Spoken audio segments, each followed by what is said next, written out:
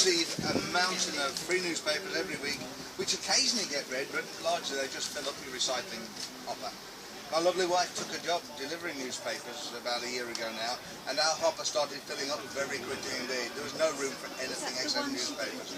She wasn't delivering any of them, she was taking them on, no. But a dozen newspapers a week or thereabouts will fill up your hopper very quickly. I didn't want to just keep stacking them next to the wood burner. Apart from anything else, I was using a page every week or a couple of pages to start a fire. They were building up and up, and then it was a real mess. So rather than burning that way, I thought I could make logs.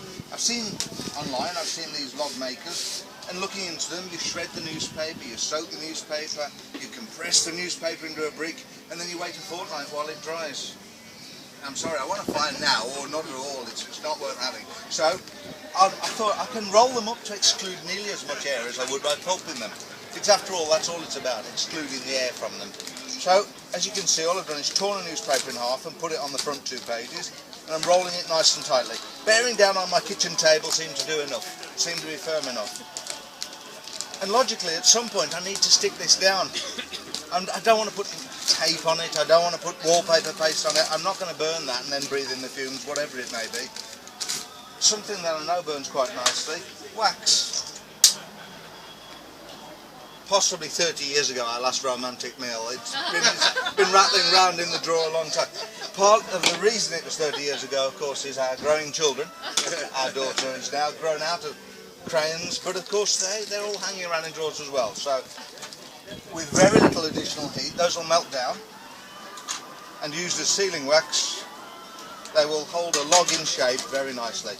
As you can see, it's molten, but it's not such a high temperature that it'll harm me. Should it have just been candle wax, that would have burned me, but because it's crayons as well. That one's probably got more wax than it needs, but it'll burn very nicely.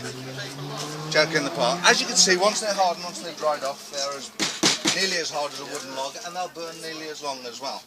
So, I'm not asking for newspaper donations, but if you have lots of them and you have a wood-burning stove, why not? It takes moments, and we all have a wipeable kitchen table at roughly the right height. Again then, I've just halved it, dropped it on top of the front 2 pages and rolling nice and tightly